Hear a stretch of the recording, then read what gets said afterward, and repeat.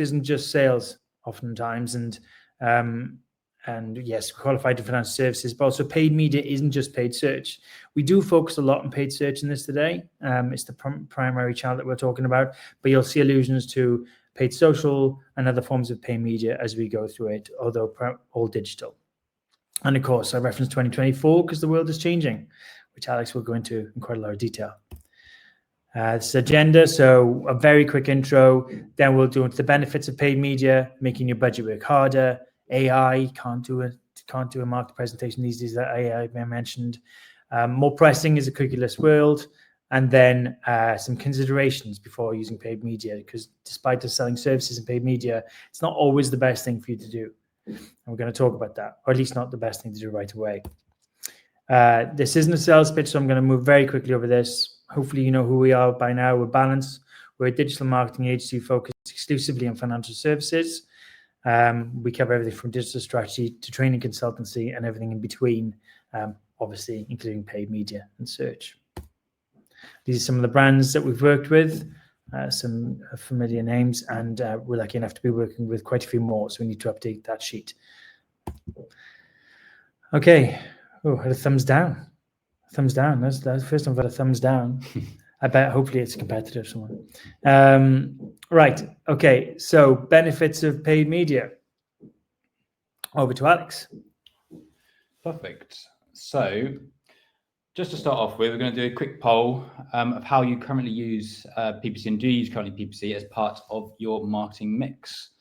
If you mind getting the poll up. I completely forgot we'd inserted a poll. Polls are new to us, so you have to bear with me. We've not done these before. Well, I've not done them, Alex has. So are you using paid search? So this is a quick poll. It's just a 1 minute to answer. Oh, yes, agency. Yes, in-house. Oh, look how quickly people are answering. Fantastic. No, considering it. I love that one person isn't using PPC, is not even remotely interested. It's just set a spare hour. It's great. Lovely. We've got 17 and 20%. We'll leave that up for a minute. But yeah, are you using PPC as part of your marketing mix? Maybe you've used it before and it didn't work for you, or maybe you paused it at the moment, but you do intend to use it. Either way, that's fine. Surprisingly few others there as well. Oh, got a few no's now. I suppose considering it could also cover, sometimes we speak to a lot of startups who know that PPC might be the first part of their mix as it builds up. Okay, I think most of the people who have joined so far already done, so we'll end and show results. Okay, end poll. End poll. So the biggest one was yes in-house, which is great. So we've got 9 people with yes in-house, a number of people using it through agency, a couple of no's, and no but considering it. So let's move on and talk about that. Amazing. Thank you. So just wanted to start off with a quick recap for those of you in the audience that may still be considering paid as part of your marketing strategy, or those that are using it, want a quick refresher as what are the benefits of PPC. So the first one is that it can bring quick success to brands. It instantly allows you to access your target audience. So for example, with Google search, advertising provides that client shot at the top of position on a relevant search and result page, whereas opposed to SEO, which brings sort of longer term organic success. The second impact then is all around how you can have an impact at each stage of the traditional buyer funnel. Whether your goals are focused around increasing brand awareness, visibility, increasing traffic to sites, or increasing the number of leads, PPC can directly assist with them all. And then final benefit then, one of the final main benefits is how it can integrate and enhance other marketing channels. So for example, a true PPC strategy aligns with SEO, organic social, email marketing, and more. And, complementing all of these digital marketing efforts will bring the greatest omni-channel success to your brand. So on the next slide here, just touching on a few examples of how we can use it within other channels. We often get asked how PPC helps with other digital platforms and how they can perform better. So just run these through a few examples here. So starting with SEO. So, once you've successfully identified the long-term keyword growth areas for your brands, your SEO targets, PPC can then help acquire short-term success for those key terms whilst their organic ranking increases. And more from a technical SEO perspective, improvements in page speed will help your ad performance, because the better the UX, the higher your ad rank will be. When it comes to organic to social, these are two that have been going increasingly hand in hand with each other. A joint paid and organic social strategy combines a mix of both successful community building, increased brand visibility, and increased sales. And what we tend to do with teams here at Balance is the organic social teams will update the PPC team members on top performing creatives, copy variations, and these can then either be boosted on the respective platforms or incorporated into the future reviews and recommendations for content. When it comes to PR, I guess is where this is arguably one of the weakest links, but if there are a target list of publications that you have identified, we can create custom audiences of people who have visited these publications or follow them on relevant social media platforms. And this is really effective for increasing brand awareness. Finally, then we have email. So email lists can be uploaded into all major advertising platforms to be used for remarketing. And it's really important that we want to align comms across both email and paid ads to drive consistent messaging across a particular target audience. And this is a really powerful tool when looking to increase customer lifetime value and website traffic nonetheless.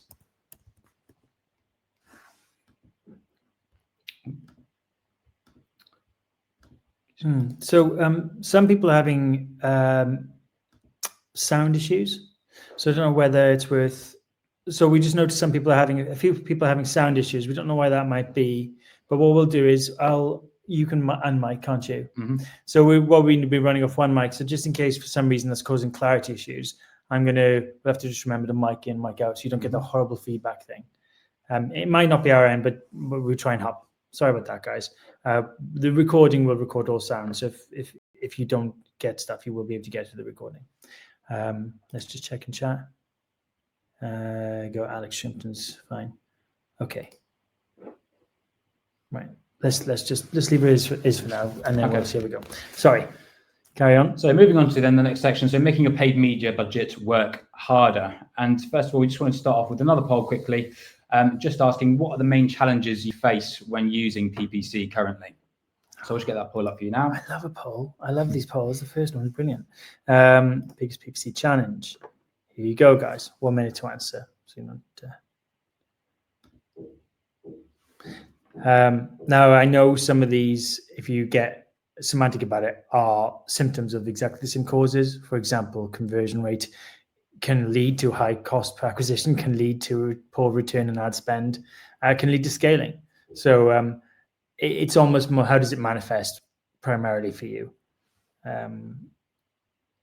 That's going to be the main thing. Although the others, I mean, there's a million PPC challenges. I think when you have the conversations in the office about it's not working because X, it's normally, depending on the business you're in, it might be that it's because we're just not getting the return, so it's not worth it.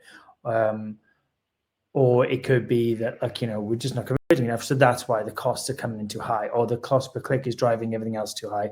Competition isn't necessarily to do with your conversions, to do with the auction getting very expensive. That's more high cost per acquisition. And at the end of the time there, we got high cost per acquisition. Got quite a few people with sound issues today. It's a bit weird. Check just quick on, because it's in the browser, guys. Check that your browser's got permissions to use the speakers and things. That might be worth trying. So high cost per acquisition. Not surprising there, and I think Alex is going to talk to you a little bit about how to address that. Perfect, thank you. So moving on then, just want to start off by covering a couple of common mistakes. So, we do audits and work on financial services brands, week after week, across investments, mortgages, insurance, and beyond. And these are the top 5 common mistakes we see brands making that's really limiting their performance.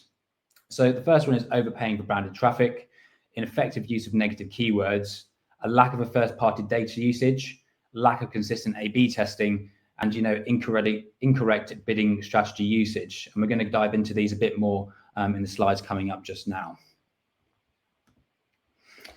So starting off with the first point then, and it's all around controlling brand spend. And we want to break this down into 3 main areas. So the first one is all about having a dedicated brand campaign. So the advantages of having a dedicated brand campaign allows you to accurately measure how much you're spending on your branded keywords. there's been a lot of instances where we've gone into accounts and we've seen that, they've had brand and non-brand lumped together, and they find it very hard to actually, I guess, dictate the value of brand and control the amount that they're spending on brand because it's all lumped within one campaign. A branded campaign lets you set that daily budget and lets you monitor it over time. Branded keywords should absolutely be excluded from all other campaigns to eliminate the chance of cannibalization, because you don't want those non-branded campaigns either inflating your results or wasting spend on the branded terms. And the ultimate goal here is to reduce the spend on your brand to just a few % of your total ad spend, with the aim to push them through organic. If they're already searching for your brand, the likelihood is they're going to click through anyway. You don't want to be paying for those clicks. The second part then is all about correct bidding strategy usage.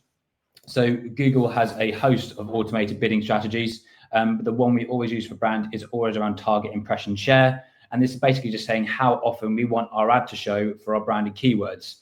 So, for branded campaigns, that's got to be between 90 to 100% to make sure that brand protection element is there. The higher the impression share target, the more expensive it's likely to be, but this is based on how many competitors are actually bidding on your branded terms. And over time, the ultimate goal is you want to try gradually reducing the spend of your branded campaign while still maintaining that brand protection. Which leads you on to the third point of how this is done, how you're monitoring that branded impression share. So within Google Ads, there is a tool called Auction Insights, which basically shows you which competitors are bidding on your keywords and what their impression share is. The higher their impression share, the more money they'll be investing on your branded terms. Now, over a longer period of time, you can break this down month on month to show the changes for each competitor. For example, in the run up to key lead periods for your business, you just need to sort of monitor that and monitor the changes and how aggressive and sort of fluctuant they're being there. Moving on to the second mistake then, and it's all around negative keyword usage and negative keyword structure. So I guess starting off with the general benefits of negative keywords is, it can improve your account performance across the board. How does it do this? So one way is through cost efficiencies. So negative keywords prevent your ad from appearing in irrelevant searches, meaning you're not spending money on clicks that are less likely to convert. We're also seeing improved click-through rates because your ads are only showing for the keywords that are relevant to your business. And finally, this results in sort of an overall increased return on investment as you are eliminating as many negative searches as you can from your marketing strategy. When you're looking to identify which terms are negatives, the one thing you have to do is filter search terms by cost and then versus your KPI performance. So if you want to measure it by cost versus the amount of conversions and leads they're driving, or from an engagement perspective, the amount of the level of click-through rates that those ads are driving. You want to filter out the least cost-effective terms and the least relevant terms from your keyword mix. Because as you know, as well as broad keywords are becoming more sort of common practice, one of the disadvantages of them is they can churn out a lot of irrelevant terms. So it really is important to stay on top of them. When it comes to negative keywords, you can split these out by ad group, campaign, and account level. So ad groups being the sort of the most niche level of negative keywords. And by applying negative keywords at the ad group level, you're really making sure that the precision of your ads allows for better targeting, increasing the relevancy of your ads, and improves the overall performance of your ad groups. On the other end of the spectrum, when you've got account level, you can create negative keyword shared lists. And essentially what this list does is then just provides an advantage of creating a single list of negative keywords that can be applied across the account. So rather than having to do it in each ad group, each campaign, you can make that centralized list that can be applied across all campaigns. So, there's a lot of time efficiencies that we can save there. And what you want to do with negative keywords is start with single word variations and then build these out over time. A lot of variations we commonly see missed are spelling errors or unspaces. There's quite a lot of keywords that fall through the cracks like that. So just important to include as many variations as you can.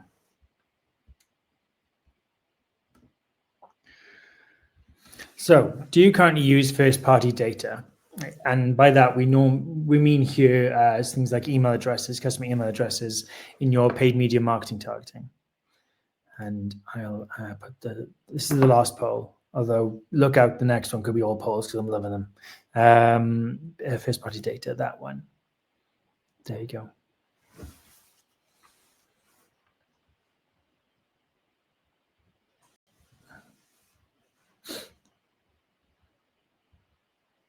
the internal pushback from other teams is incredibly common. A lot of people, it's amazing. It's an amazingly powerful tool, as we'll discuss, but it is, it's almost like you need a good use case to then have the discussion internally about use of data, because you've got to respect the data. So it's a really common thing here. Yes, a few companies using it. That's really good. Didn't have a good use case. Well, hopefully we'll give you plenty of good use cases over the next 10 minutes or so. And we'll talk about internal pushback from other teams. And we've had to support clients with that.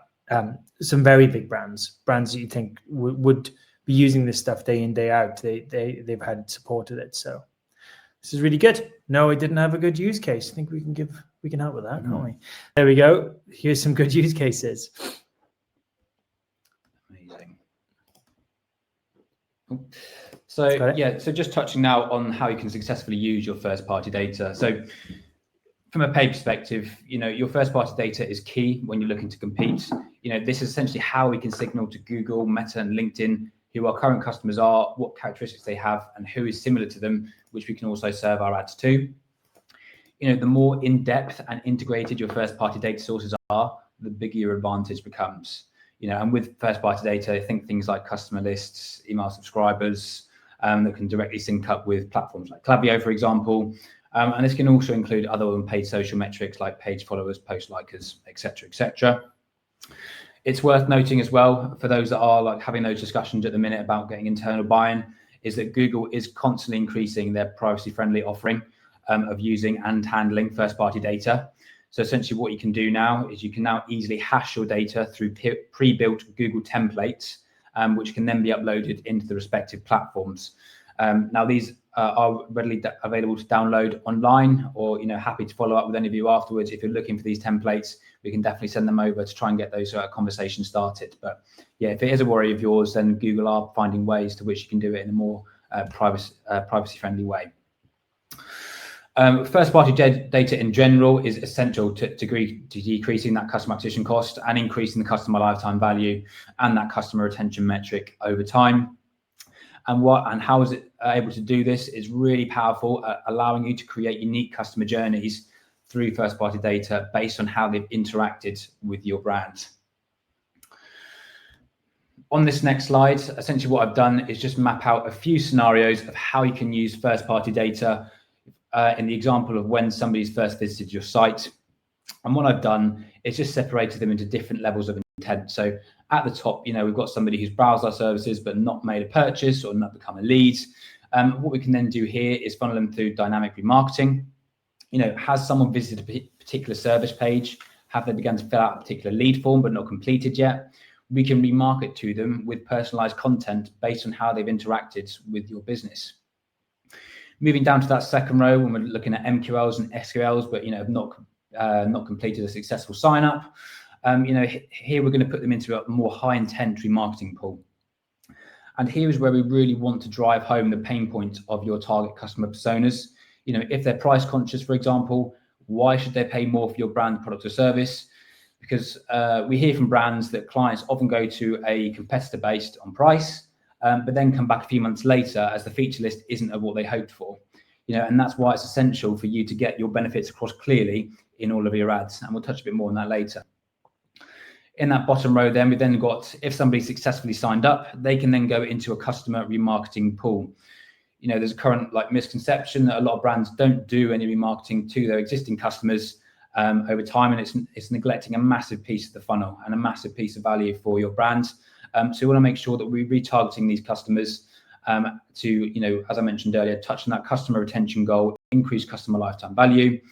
And here we want ads to contain around, product service updates, nurturing them throughout the year, so that, for example, if their contract does come to renewal, we can target them with updates around what you're offering them and how you can help them moving forward into year 2 and beyond.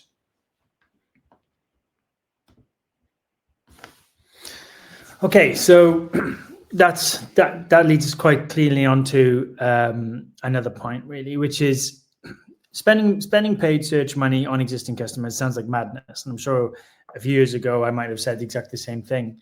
it doesn't make sense. You use paid search to bring people in, right? And then after that, cross-sell and all the other things you want a customer to do, you do via ECRM. And in a perfect world, that's right, except that it doesn't quite work like that, because people don't make decisions based on so much on pull, but so much as when they enter a certain category entry point, they enter a certain use case, and the chances of you emailing them at the point that some life change happens to them, it's harder than actually being there to net their interest when you're there.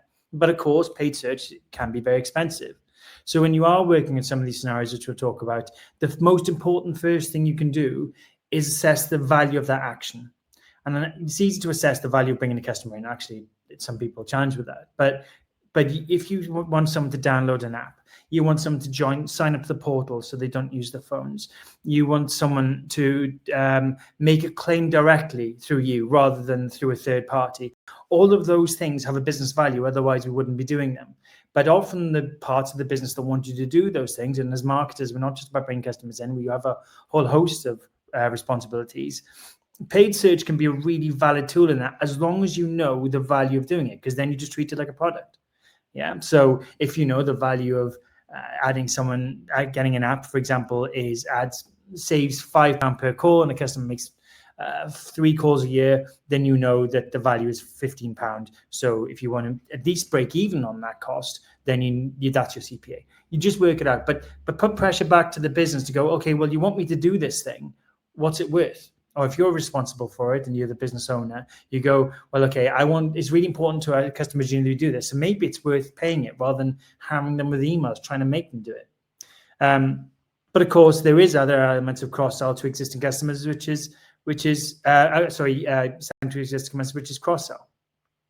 Now, my background is largely in insurance prior to leaving the brand side, and the obvious thing there is if you've got someone who comes in via car insurance, you might want to sell them home insurance, pet insurance. Now, initial thoughts around that were, well, of course, they're a customer. We've got our email address. Surely they will read every single email we send them and be compelled to get home insurance from us immediately as soon as they get it. It's not actually the case, is it, realistically?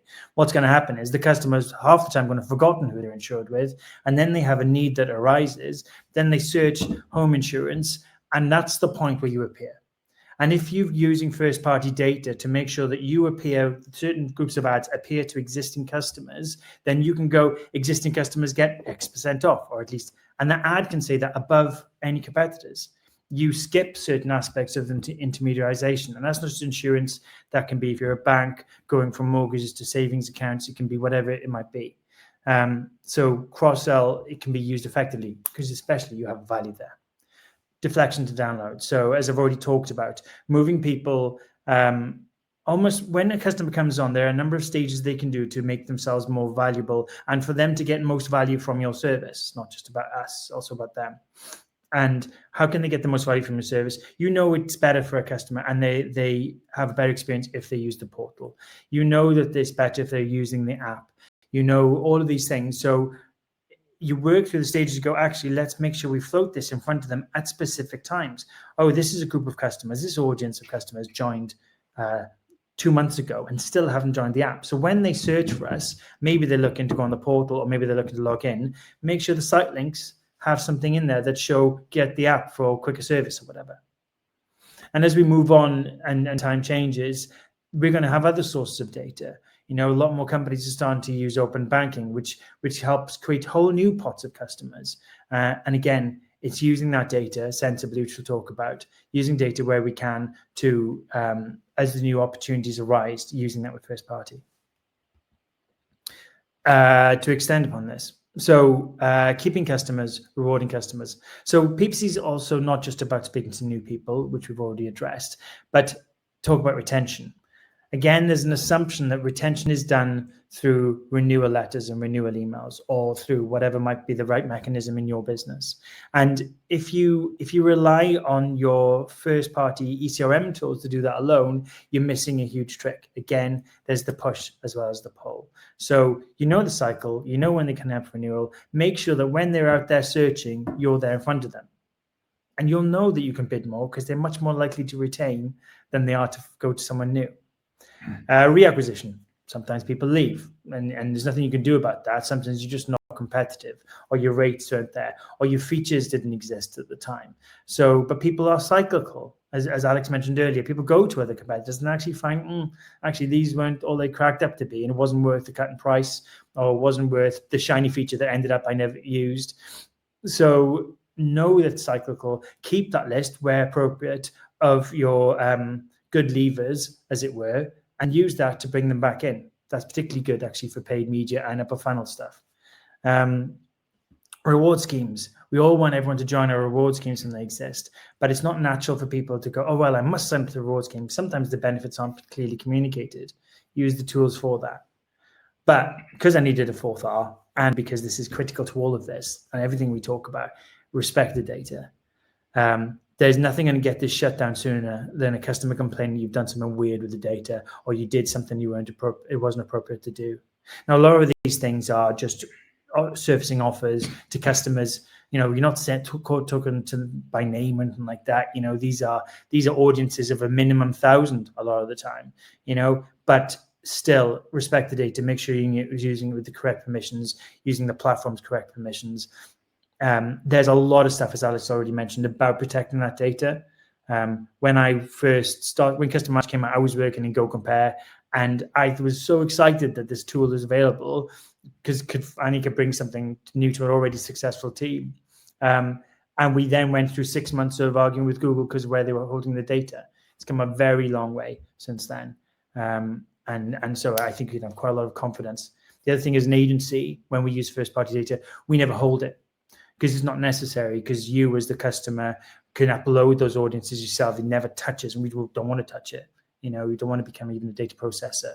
So there's lots of things in place to make sure that data is protected.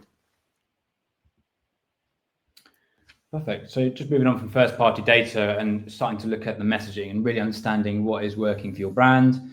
And so with messaging assessment, we sort of split it into how effective it is into two perspectives. So that is both from engagement and a conversion perspective. So when we talk about an engagement perspective, we look at metrics such as clicks and CTR. And then we measure from a conversion perspective, we talk about leads, sales, CPA, CPL, conversion rate, et cetera, And when doing a messaging review, we tend to do a creative refresh every 4 weeks to allow for accurate testing. We find that anything less than 4 weeks, when you're looking at the 2 to 3 week mark, you don't really give it enough time to build up an accurate pool of results. And when you do any longer, you're verging on the 6 weeks, that's where you may start to see ad fatigue, click-through rates and conversion rates will start to decline because they are being saved to serve content over and over again, which is obviously something we do not want. And frequent A/B testing is really one of the key components to understanding your audience and generating that long-term growth. So how can we understand it better? We're on this next slide here. I just want to talk about responsive search ads. Now, for those that are doing running PPC already, you may be very familiar with these. For those that aren't, essentially what these are is from this graphic here. On the left-hand side, you can create 3 to 15 headlines and 2 to 4 descriptions. Google will then use AI and its machine learning technology to find the best performing combinations and then serve these ads to customers over time. What you can then do out of all the variations of headlines and descriptions you've used is you can see which are the top performing and which are the lowest performing. And with those lowest performing headlines, you can look to switch them out every 4 weeks, as I mentioned, to make sure that you're continually improving your ads offering there. And when you look to assess this is just a simple report within Google Ads. If you click into your responsive search ads, you can view the asset details for each ad, and it will show you how often a headline has been shown to drive your results that you're trying to achieve. Okay, so RSAs, responsive search ads, are very powerful for the reasons we just talked about.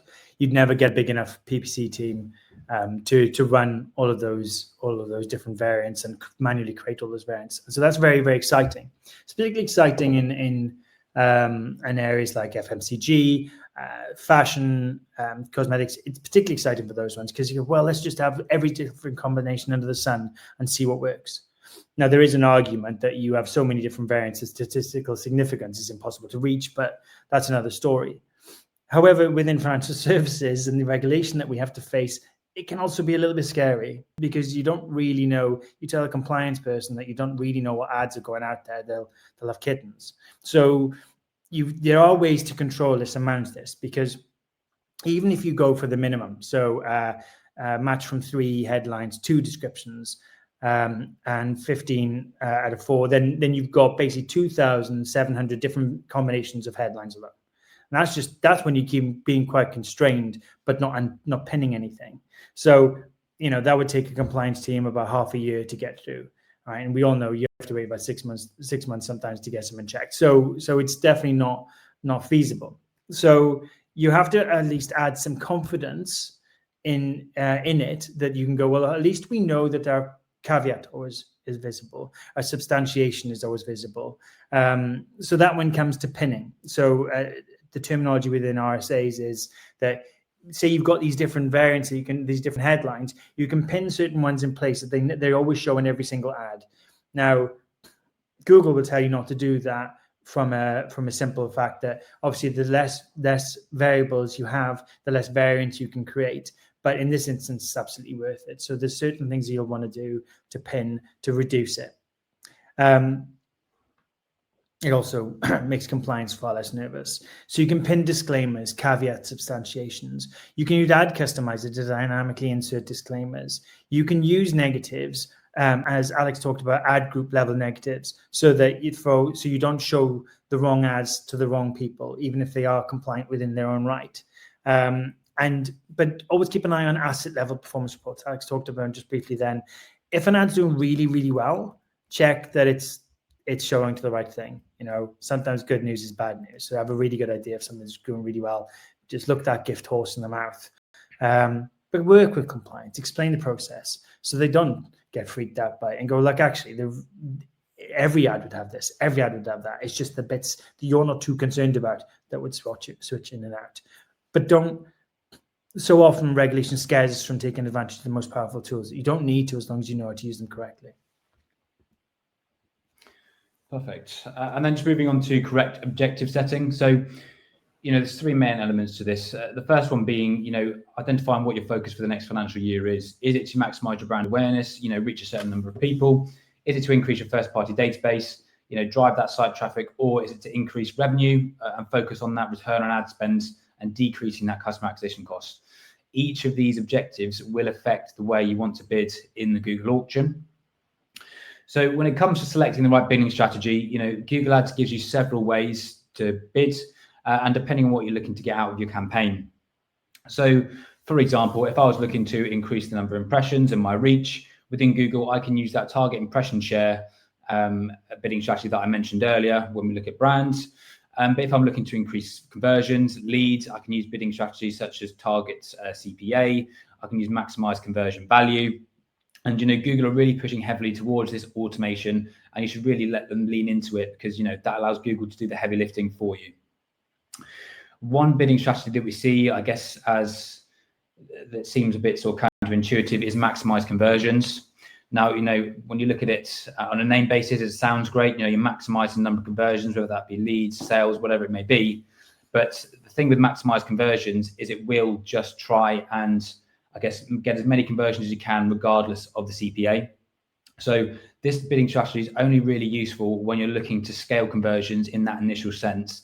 As soon as you have around 50 to 100 conversions as a data pool, you want to switch to a bidding strategy that's more focused on ROAS and decreasing your customer acquisition cost. But going hand in hand with this, testing bidding strategies over time is definitely something your brand should be doing. It's not a one-size-fits-all strategy, and tweaking between the bidding strategies based on your campaigns will definitely improve your results over time. And just having a quick look at how you can analyze your competitors across paid media. So I won't go into too much detail on all of these, but as I mentioned earlier, Google Ads Auction Insights is great to see which competitors are bidding on both your branded and non-branded keywords within your Google Ads setup, seeing their impression share over time. Google Ads Transparency Center. So essentially this is Google's tools which allow you to review your competitors' ads. Here we can see, what type of ads they're running. Is it search, video, display? What messaging themes are they using? What USPs are they leaning on? Is it around price? Is it around product? or is it around brand story in itself? And finally, what extensions are they using? Are they using site links? Where on their site are they directing people to? So you can really get an insight onto the user journey they're pushing on Google. Similarly, as sort of the wider paid media space, Meta, LinkedIn, and TikTok all have their own ad libraries that you can review to view very similar formats, whilst also looking at the creative lines that they're using on this very creative heavy platforms. Finally, we've got third-party tools. So here at Balance, we have a host of sort of third-party tools that we use to really get that sort of, I guess, that additional layer of insights when it comes to competitor review. There's third-party tools out there that can give you predicted spends of your competitors across paid media platforms. Obviously, it's important to take this with a pinch of salt, but it does serve as an idea and a basis that you can work from. And it also allows you to get a deeper insight into what user journeys competitors are pushing across all of their ads as well. Okay, there's quite a lot in here, and I'm conscious that we're in our time. So one thing that comes up, and you think that I'm lucky enough to have worked with some big brands, and Alex is lucky enough to work with some big budgets as well. But there's always someone with a bigger budget. So even when you've worked in those places, but particularly when you've worked in smaller companies, it's easy to think, I won't bother doing paid search, or I won't do it bother because I'm up against these guys and they've got millions and millions to spend. The problem is, say you're in intermediated, I struggle to say that, a market where price comparison or a form of price comparison exists. They often have the big marketing budgets because ultimately they're marketing companies. They're not insurance or banking companies. They're marketing companies. But they don't necessarily have the richness of data that you have. Most of the time they don't. So I went from aggregator to insurer, and the wealth of information available to me was completely different. And it completely changes the game. You don't go toe-to-toe. You don't do an arms race. You don't bid on the head term necessarily, or at least not all right, because you can't. They'll squash you. But that's not the point. The point is to understand the intent of the users, understand, well, actually, these people are in this position in their buying journey. Let's show them that. When you work at scale, and this happens the same with big brands, they work at scale, and that's great, right? And it works the way that they do paid search, even though very sophisticated and very, very talented people. Often when you're in a big brand, you have to work at scale, which means that there's lots of cracks in what you do, because there has to be, because you're dealing with hundreds of thousands of accounts and you have to work at scale, which means that you can leave yourself blind. So you should watch for that. We work with big brands that we make sure that we put things in place to watch for that. But also if you're a small brand up against some of these big brands, there's opportunities for you to exploit. For example, when you're smaller and a little bit more niche, or you pick a target market strategically, you can own that tighter niche. They'll be underserved in the generic that's being handled elsewhere by the big brands. So pick your focus. And then, of course, finally, I'm just going to talk very briefly about competitive bidding. Having been on both sides of it many times, it's a dangerous game. It doesn't mean it's not a valuable game to take place in. It doesn't mean that actually you can do quite well as a small company or a big company from competitive bidding. And there's benefits to on both sides of the coin. But ultimately, competitive bidding is there. And the very fact that you're able to do it, created initially by Google and then followed a few years later by Bing. The reason to do it is because it makes the engine a lot of money. It makes the search engine a lot of money. It's not great marketing. Sometimes it's necessary. And I'm not saying we don't do it. I'm not saying I haven't done it extensively in the past. But if you're not currently competitive bidding, just go into it with eyes open, because it's an expensive money sink. And there's not always benefits to it. I'm going to move over this one quickly because it's claims management companies paid search. It's a very specific use case. If you are insurers and you want to talk to me about it, because it's a very unique thing, by all means, reach out after the call. We'll talk about it. I don't think we're going to here. And also we've got AI. Nice. Yeah, so, AI is a hot topic and a buzzword that's all over the internet right now, and its importance within PPC really can't be understated. I just want to run you through several ways that how we can use AI to unlock some value in our PPC campaigns. One of the most powerful ones is being able to predict future trends and performance based on your market. So essentially the best way to plan for these changes is with predictive analysis. And that's where you're looking at the past and current trends in PPC campaigns to predict what the future will look like. Something this AI can be really helpful for. So an example of these predictive analysis tool would be Performance Planner on Google. And this allows you to map out different investment scenarios based on the next 1 to 3 to 6 months, analyzing with different budget levels what you can achieve at what conversion rate. And I'll take you through an example on the next slide in a moment. Landing page analysis. So, AI PPC tools can be great at scraping web pages and giving you feedback on how optimized they are. So they look at text, images, videos, depending on the capability of your AI tools. Vision API by OpenAI is a great tool for that. Smart bidding, as we touched on already, this is where Google, Meta, and LinkedIn use their own smart bidding algorithms that utilize AI to do a lot of the heavy lifting for you. All you have to do is set that daily budget. And then finally, when it comes to content, the main thing here is to use AI for content ideation and not full ad copywriting. It's very easy to see when it has been created by a ChatGPT because it does sound very samey. And you really want that human touch to ensure that your ads are compliant and you're not using any inaccurate information in there. So on this slide here, I've just gone a quick screen grab of predicting future performance using Performance Planner on Google. And here's the example of the type of data you can see within this tool. So you're able to see how close you are on the curve based on efficiency of the accounts and how far you are along when it comes to spend versus CPA. You can also test what improvements to your conversion rate will have on results, highlighting the importance of the UX investment over time. And then the bottom graph covers past performance versus how your existing setup and planned setup can achieve in the next 1, 3, 6 months, showing spend, conversions, and CPA. So for the top graph example there, essentially you can see with the existing settings, we're under that trend line, which means that making some small adjustments to our accounts, we can improve the cost efficiency of our accounts and scale conversions with it. So definitely, if you are using PPC right now and Google Ads in particular, definitely use Performance Planner or at least have a look in Performance Planner to see how much more you could spend and what additional benefit that could bring your brand. And finally, just skimming over some of the main benefits, the main one here being around enhancing customer experience. Sorry. There we go. Yeah, so there we go. The main one being around enhancing customer experience. So, dynamic remarketing is a great example of AI and PPC. It's a great tool to help deliver increased personalization, serving people the exact services they've been browsing for, as well as other similar services they may be interested in. When it comes to improving targeting capabilities, platform like Google Ads can actually allow you to see which pre-built audience segments make up your current mix of existing customers. So this allows you to add in new audiences to your prospecting campaigns, going after new customers that you may not have previously considered.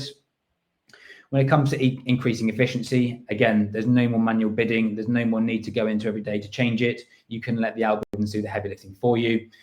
And finally, just recapping with that, aided advertising creativity. So it's great at, analyzing the performance of different ad elements through responsive search ads that we touched on earlier, as well as scraping landing pages to show where improvements can be made.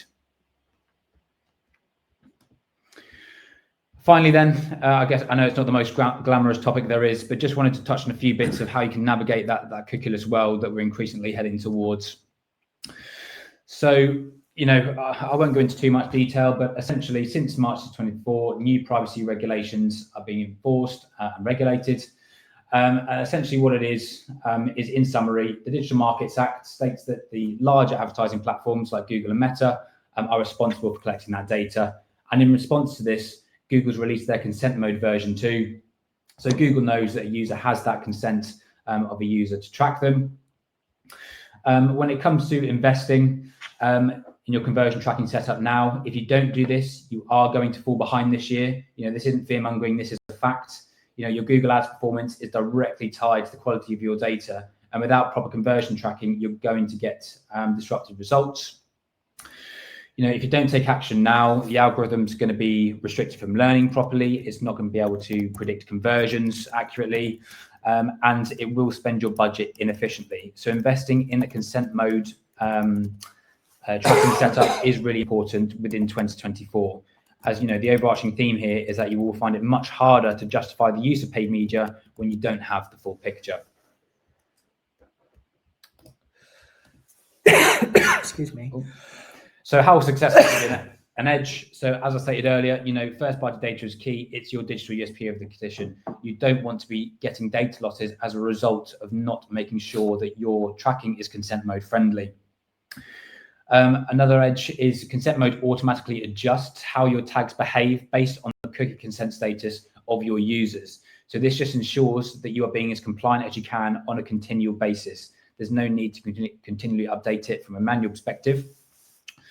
And finally, when you use content signals, you can use conversion modeling to recover those lost conversions from users who didn't consent to ads cookies through that hash data.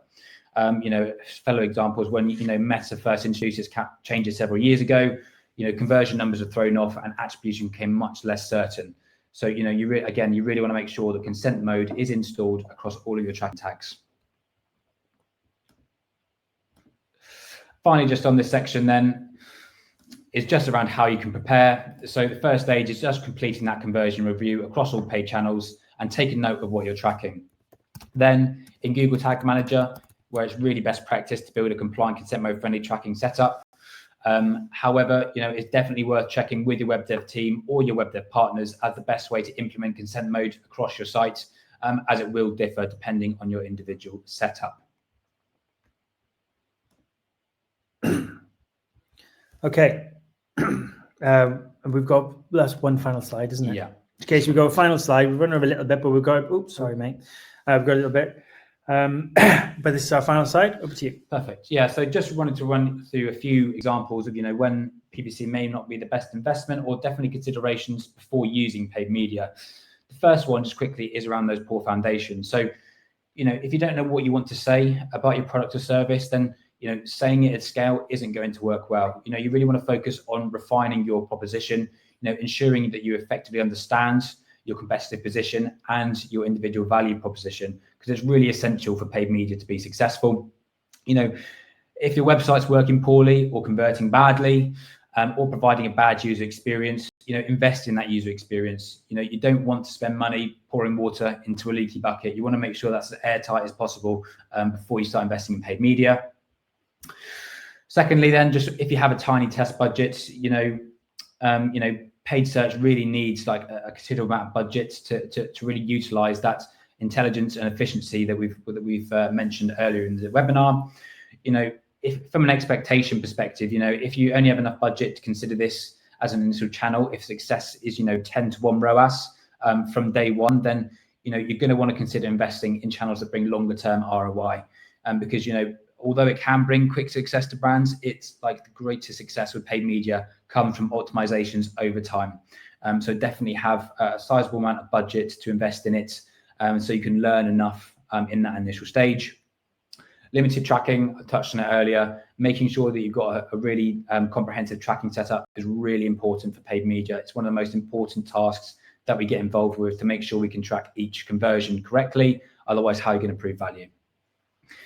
And then expectation, and I think it sort of covers all of the previous points. You talk about tiny test budget. We work with clients. We work with a bank, and they have very small budgets relatively to the competitors, but they understand that it's a test budget, right? So they go, well, what we're trying to do is if we do market this product at this audience, that there is some kind of reaction. It's just a starting point. It's an experiment, so that's fine. You've got a few grand to just try to see if a message resonates. What I see, unfortunately, is sometimes you have people go, well, I can afford to do this, particularly fintechs is quite common. I can afford to do this, but only if it works. It's too hard to be certain of that. And again, you need time. So you need to use it by all means with small budgets, but give itself time to learn. That's really, really critical. So manage that. If you're working with a business and you work with this, well, I want to do paid search, or I want to put more money into paid search, because often you'll be using it, but maybe not at scale. Manage that expectation within the business. Explain some of the benefits of paid search and PPC throughout this. As we've talked about, talk with data protection teams. We worked with clients where I've gone in and had a chat with a DPO, and most of them are very reasonable and go, all right, I didn't understand that's how they were. I didn't realize you wouldn't be holding the data, or I didn't realize that it was hashed and therefore even Google can't read it, or whatever. That's critical to having those conversations. And if you don't feel equipped to do so, that's perfectly fine. We do this every day, and hopefully your agency does as well. So, or whoever you work with, have them have those conversations. And finally, we wouldn't be financial services without regulation. So any regulatory support, speak to your compliance teams, explain how this stuff works, explain what's feasible and what isn't, have a very open conversation from the start. Again, I've looked after compliance teams myself, and some of the best insight on how to use paid searches come from them. So have a really open conversation, but do these things early rather than late, because the last thing you want is to have some success and get it shut down through a lack of understanding in the business. Okay, that's it. And over to questions. We had one question in the chat already. And then if you've got any more to come, please drop them in. Otherwise, we'll just answer this one. It's from Michaela. She said, thank you for this. You mentioned landing pages. Do you recommend specific landing pages for paid search customers?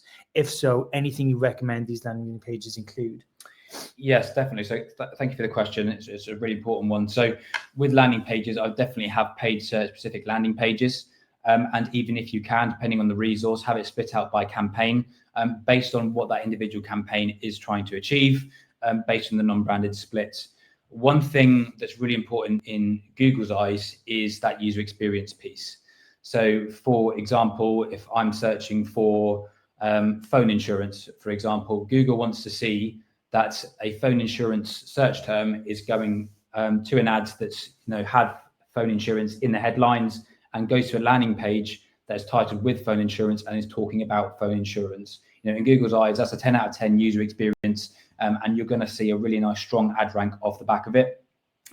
If you aren't using custom landing pages and you're sending non-branded keyword traffic to a landing page that doesn't quite correlate, you are going to see this in your ad rank. And what you'll likely see is in your ad rank lost, that will start to increase over time, the less relevant that user journey becomes. So I'd absolutely consider implementing custom landing pages for paid search. The other thing with paid search, custom landing pages, and I've worked in companies where we've had hundreds, because sometimes the products call different things and you want to, by different people, life insurance can be funeral insurance, can be over 50s insurance. Often it's the same sort of product, for example. Have landing pages specifically to the search terms, as Alex just said. The other good thing about PPC landing pages is if you don't make them canonical, so they don't have to rank, you can make them quite stripped back and just have the purpose that they're there for, which is to get people, okay, this and through. You can strip back navigation. You can do all sorts of things that you would never do on a page that needs to be usable for day-to-day usage for customer browsing around your site. But when it's got a very specific funnel page, you can strip it right back to the bare necessities of what you need for a good ad rank, but also to help the customer make a decision and move to the next stage. So yeah, absolutely, custom landing pages wherever possible. It also helps with A/B testing and things as well, without mucking with the site. Okay, I'm gonna check we've got no more questions. Otherwise, we will